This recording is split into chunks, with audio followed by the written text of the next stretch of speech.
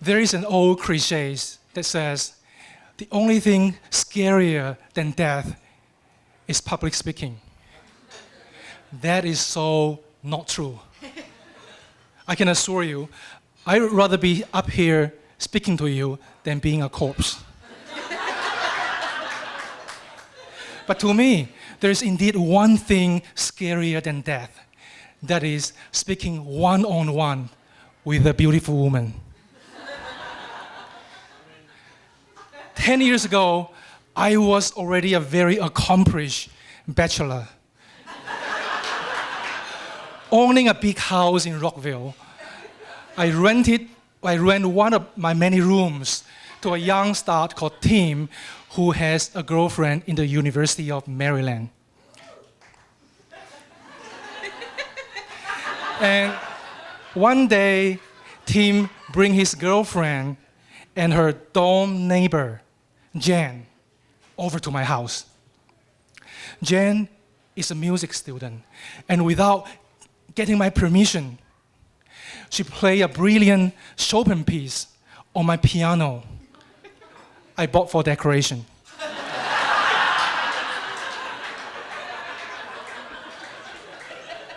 I'm instantly smitten by her talent and beauty. But Jan has a boyfriend.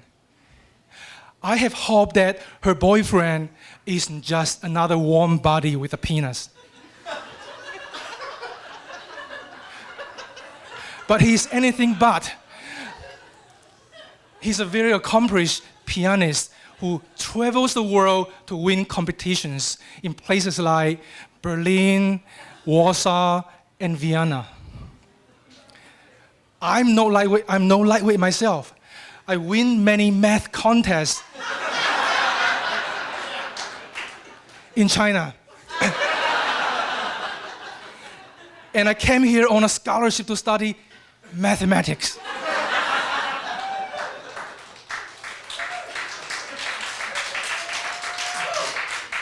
But one can hardly use math to serenade a girl.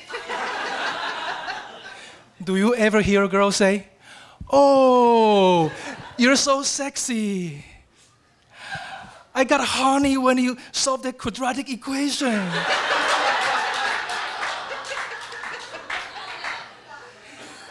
If you know that girl, call me.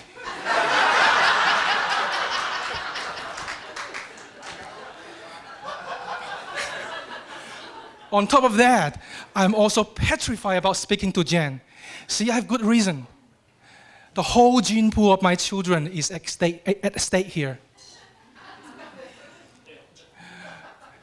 So in this impossible situation, I do what most sensible guy would do.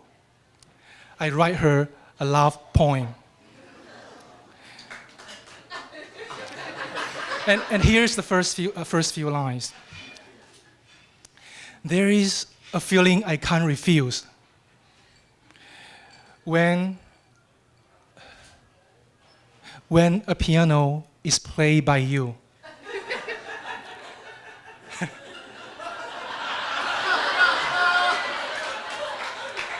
Longing for beauty mysteriously arise.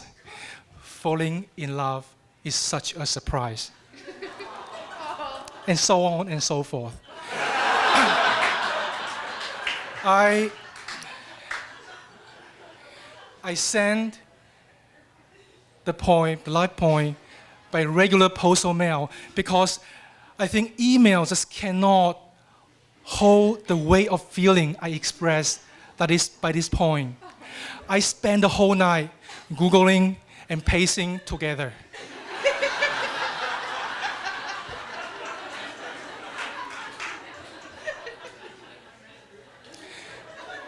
The next time I see Jens, she eyes me and giggles.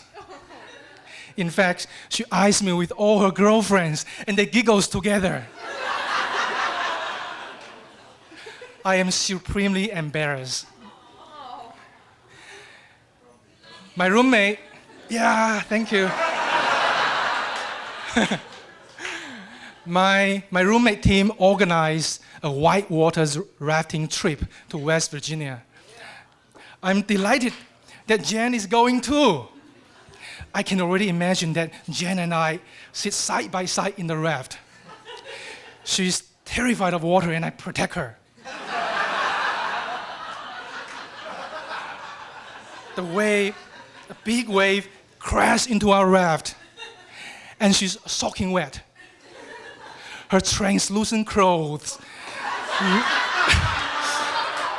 reveals her alluring body. In a moment of chivalry, I take off my coat and put it over her shoulder. Oh wait, I'm in a raft. I shouldn't be wearing a coat. When we actually are getting into the raft, I maneuver to sit by Jen, as the guide tells us that the downstream flow will be mostly smooth. Except there is one place we will drop about 7 feet. Not to worry, he assures us. There is only a 50% chance the raft will flip over. When that happens, swim with all you can to the left, because on the right, there is a big rock, and a quick current could pull you under. And as we approach the cliff, the guide shouts to us, 1, 2, 3, row, row, row. If we can maintain the momentum, we won't flip over.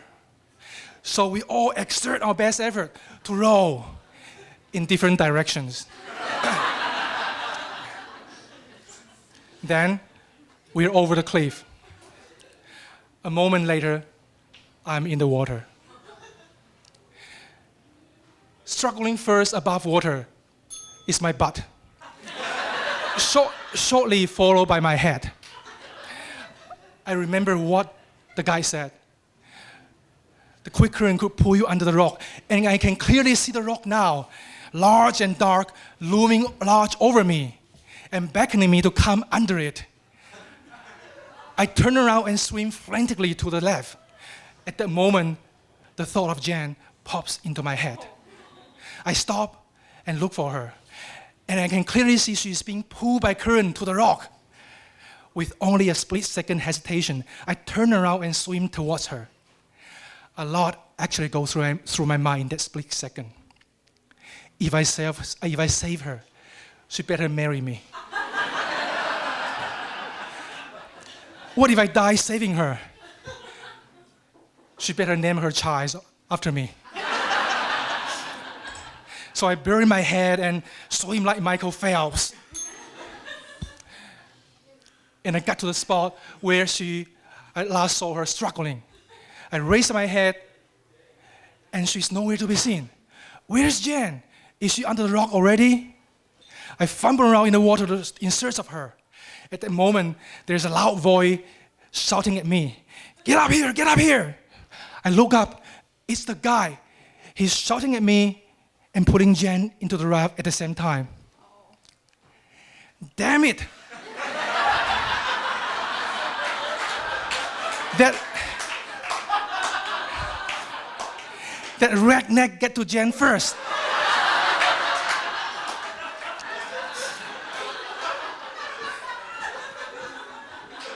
20 minutes later, our raft arrives safely, and we all get on shore. And Jen walks up to me. He looks at me, at my eyes, sending warm shivers down my spine. I know right there, she's going to thank me and ask me out.